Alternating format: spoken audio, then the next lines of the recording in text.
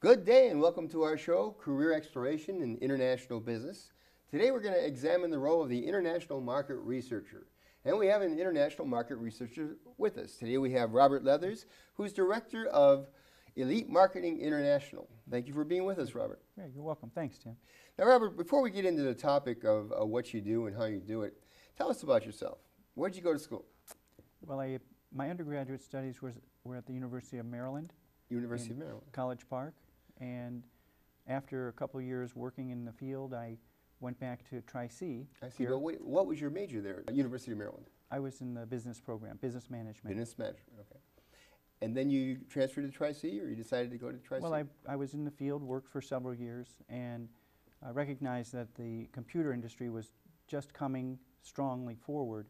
And while I was a student in college, there wasn't access to the computers. Actually, my term papers were done on Selectric typewriters. Oh, I see. So with the advent of computers coming, and I could see that would be a great need, I came back to Tri-C and enrolled in the associate's program for computer studies. Computers. Well, how did you end up in international business? It was fascinating that I was in the computer science classes, and in order at Tri-C to have an associate's degree, I had to take a few diversity classes, and so I signed up for a geography class. And here, a professor came in and suggested to look into internationalize yourself. And I thought, this sounds good because I'm already in the business community and doing things in the local market, but thinking broadly, why not look abroad? And so I enrolled in this certificate program that was being offered at the time at Tri-C. I should mention that I was that professor. We had put together for the Division of Continuing and Professional Education here at Cuyahoga Community College, an international trade certificate program in the 90s. And I was going classroom to classroom recruiting students, and I recruited Robert. He came out right away and said, I'm interested, and he decided to internationalize himself. So it's an interesting situation. You studied domestic business management, learned about computers, but then you were drawn towards international business, take opportunity, the wonderful global opportunities out there for career opportunities out there. Is that correct? Right, exactly. And what's interesting also is not only did you complete our program here, you continued to do your graduate studies where? Well, after the associate's degree was completed, then I enrolled directly into the University of Akron, and I was involved in their international business program. So that was your specialty? In my MBA program. MBA program in international business. Right. And while you were in that MBA program, you studied abroad, did you not? That's right. Yeah, that's right, Tim. What was that situation? I had a chance to have one semester study abroad, and I went to Lille, France, which is north of Paris. I see. And this program was taught in English. It was a master's level program, and of the 190 students enrolled, I was the only American. Really? I was the only. There were 3 members that were from China, and there were several that were from Jordan, and several from Israel, but I was the only American, and you truly need to internationalize yourself, and you learn a great deal about representing the country, the culture, and you are the spokesperson of all cultural aspects of your nation when you're there. You actually are the ambassador of the United States. What you say and what you do reflects on our entire country, believe it or not. And the interesting part is when you come home, you're almost a changed person. You've had a chance to see the world, be a different person, interact with different cultures, and it really opens your mind, doesn't it? Right. Yes.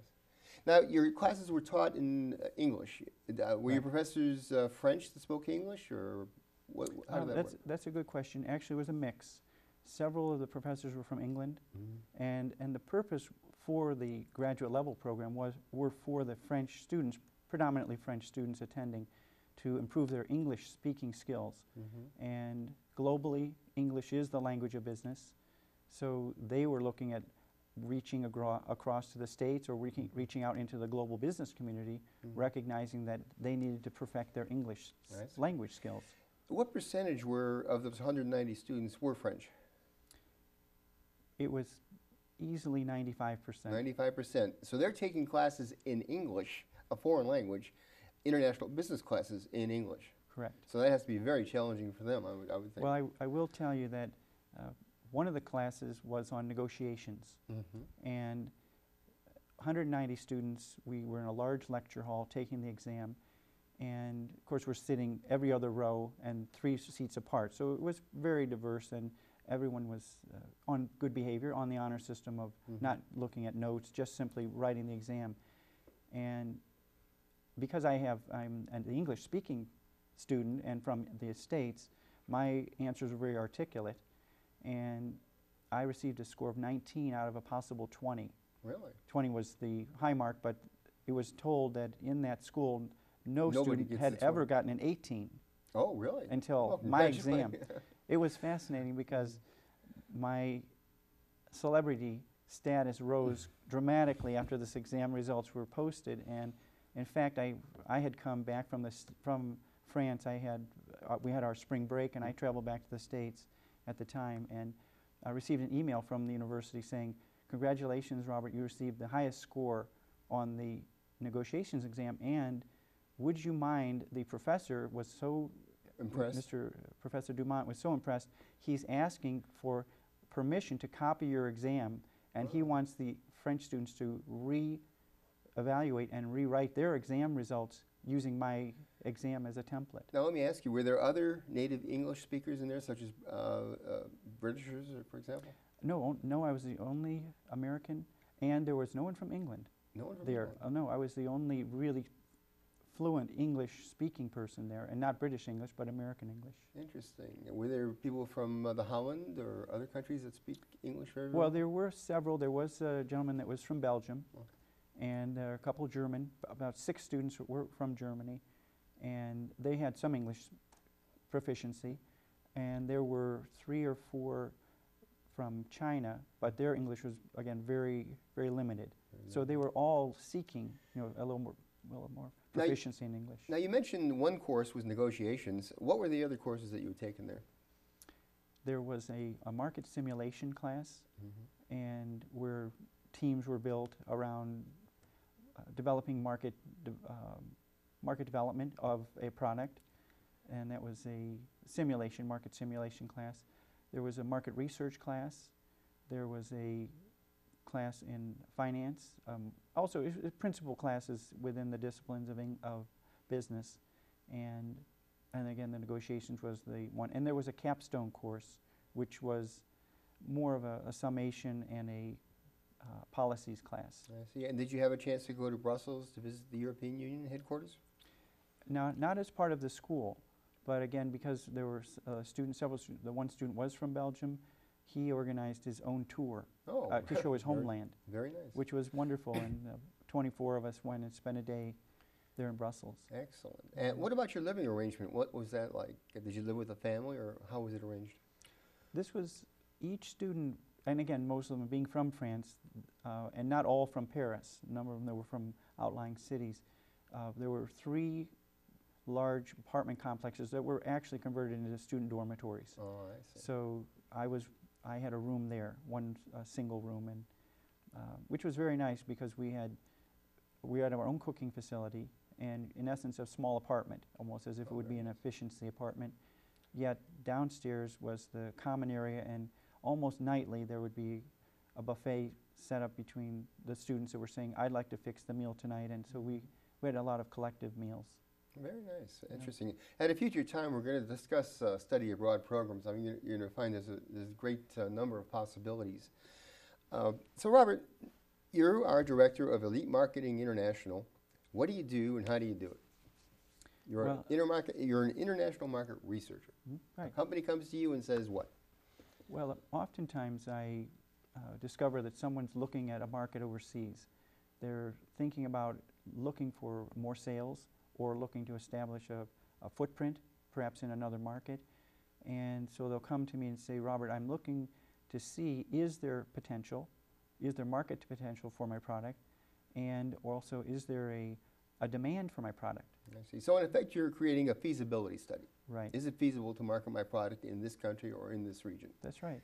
That's right. And there's ways to, there are various levels that you can approach this on.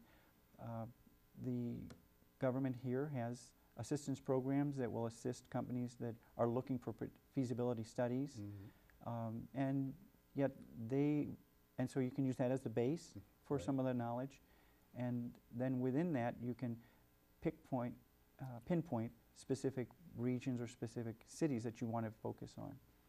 I see. And what type of information do you come to look for in your research? Well, part of it is culturally sensitive. Again, if it's a consumer product, then you have to consider the packaging, the colors that are attractive to a market, the lettering and the size of the product. And if it's an industrial product, then you're looking more for the assimilation of our manufacturing into their operations. So can we take perhaps in our dynamics, be able to convert to metrics the dynamics of the product line so it'll assimilate into their production facilities. I see. In fact, there's an interesting story out there. Coca-Cola went to China and they called it Coca-Cola, but that came across as bite the wax tadpole. So they changed it to Coca-Cola, which means may the mouth rejoice, and then they were more successful. And there's many stories like that where we find that cultural packaging or words or sometimes we offend sensitivities without knowing it. What other aspects do you, like, for example, you have to look at the pricing of competitor products, for example, and what else? Well, there's, as I mentioned, there's a market size can be an issue. Here in the States, for example, a refrigerator, if you stop at anyone's home today, you'll see the larger is better in terms of capacity. You're looking for a freezer that's above and then the refrigeration unit below. But if you go to Mexico, they're looking for a compact size, something that you would find perhaps in a student dorm.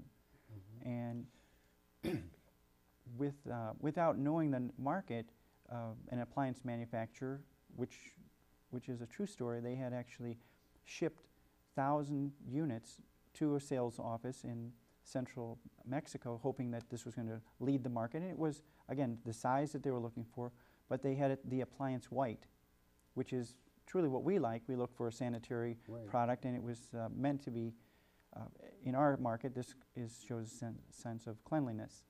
But in Mexico, this was very standoffish. They actually had no sales, 1,000 units, and they couldn't give them away. So finally, after with poor results, there was some feedback. They asked consumers, what was your interest? And they said, if you would paint them orange, we would buy them. Orange was a warm color, and it also, it turns out that they repainted these appliances all in the orange color that was a hue that was popular in the area. And now this appliance no longer was in the what we would put in the kitchen. It became a centerpiece in their living room. Really?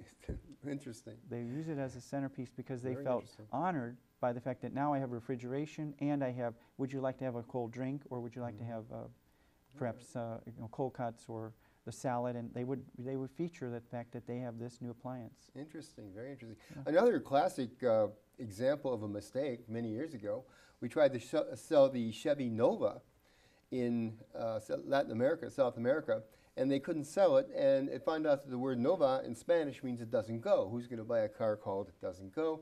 So they changed it to a Caiman, which is a crocodile, and they were able to sell it. But interesting, you think somebody would say to you, hey boss, Nova means it doesn't go. I don't think we can sell this car. So there are all sorts of blunders out there that are, there are books on these, studies on these blunders that have been made, cultural blunders. Right. But the idea is to work around these and make your product as appealing as possible. Now, Robert, what's the most challenging aspect of your work? Well, truly what really becomes a challenge is when you're thinking, helping the firm look into a market and recognizing that the decisions you want them to put together and giving them the detail really makes a huge impact on their bottom line. Exactly. So you have a great responsibility to provide accurate information. Right, exactly. And for most cases, there are certain parameters of information that's available, but you need to get more specific into perhaps the cities and even smaller delineations. National averages or national numbers can at least give you a first look or a first glance to say, yes, there's maybe market potential. Mm-hmm. But once you establish that, is there a distribution network set up? Should I have an agent selling? should I form a joint partnership, Joint venture? a joint venture with someone that's in that market, and then who do we find as an agent? How can we establish those relationships? This is part of what I offer as well. Yes, I see. And so it's a little broader than simply looking at numbers and saying we can sell X number of units. Now you have to consider the distribution point, Exactly. seasonality of the product, and then knowing can you move it in time so that the Yes. inventory is there for the need as the customer has it on roll. And you have to look at logistics. What's the fastest way and most efficient way we can get the product to the customer? It's very important to look at all these parameters. What do you like most about your job? Well, there's a great satisfaction in seeing success, certainly, when you do come up with a product line that is then launched, and there's a reward for just self-satisfaction that you know that another market or another area of the world is going to now benefit from perhaps opening the opportunity for them to have product lines or a new item being available. So there is a great personal satisfaction that I find from that. I see. Very nice. And what do you like least about your work? I think what's challenging is working here in the States and when you have companies that are over in Western Europe, the time zones change makes it a little tenuous because I want to send the material real time, and here it's 6 in the morning there, and it's noon here.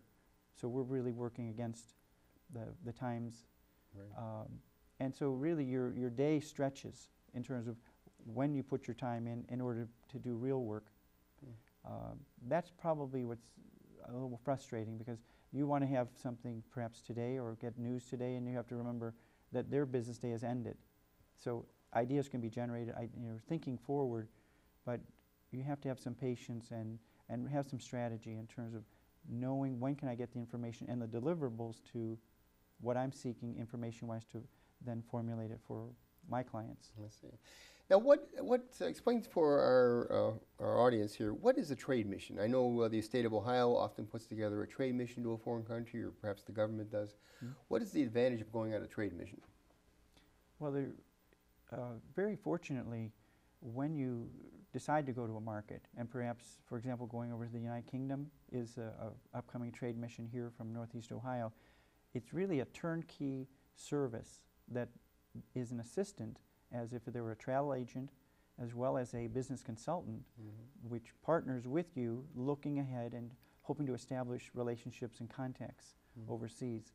So in addition to seeing the market and perhaps doing site visits at corporate headquarters or again retail shops, if that's your product line would be marketed perhaps in a retail environment, you can see what is the market, but also it gives you a chance to, through a trade mission, you get an opportunity to have meetings set up, business-to-business meetings with potential buyers, potential vendors, or potential distributors. Wonderful. And if you don't know the market, which certainly you're going to another country, to have someone be your ally and to be able to knock on doors with you, for you, is a great aid. Indeed. Great And aid. then there's trade shows abroad as well, where you can attend the trade show and see who the competitors are. Correct. And draw that knowledge as well. So if you're in a trade mission and you go, in addition, the host country or the host city where you're having the trade mission, they're welcoming you, looking forward to seeing their country's representatives will come and say, I'm looking to reach the States. So as well, you can come back with even sales opportunities in our market from other companies coming forward at that trade mission. Right, to import into the United States. To the United States. So actually you become an ambassador of the United States even there, looking for market opportunity here. Well, you may have inspired some of our audience to pursue this career or look into it.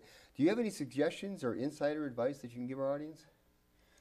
Well, one, very practically, and this is what I found here when I was a student at Tri-C, is to try to think globally out, in addition to classes that are here for, and again, being a wide range of academics, but look at opportunities to internationalize yourself. Certainly take a class in foreign languages. If there's a cross-cultural course or a travel course, geography course, something sociology, any courses, anthropology courses, where you can learn the culture, learn what are the talking points of another culture. It certainly gives you a good standing when you're there, and even just to be reminded and to know, if you take a political science class, think and talk about what's the political science structure, the politics in perhaps India or Germany or Exactly. the UK, so that you have a little broader look, because it's not that you're going to talk politics, but politics come up. And if you can at least mention that, oh, I know about the Labour Party, or I know about, Right. the Sorbonne, where the students are, learning in France, you have then a sense of an affinity to a company or to an individual who's from that country. So Very nice. that would be my recommendation. Just keep a broad look at your academics. Excellent. Well, thank you for that advice, Robert. It was a pleasure having you with us.